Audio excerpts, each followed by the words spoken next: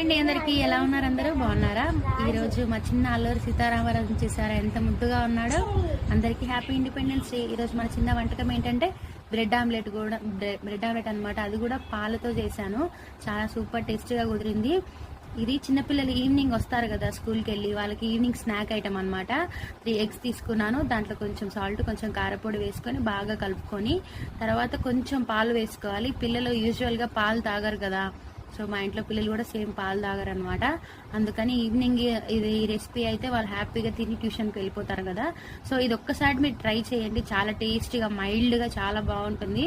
వాళ్ళకి తెలియని కూడా తెలియదు దాంట్లో పాలు వేసామని. చాలా బాగుంటుంది. ఒక్కసారి ట్రై చేయండి.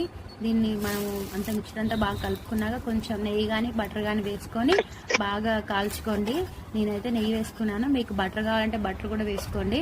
వేడివేడిగా పిల్లలకి సర్వ్ చేయండి. చాలా బాగుంటుంది. చాలా హెల్దీ ఐటమ్.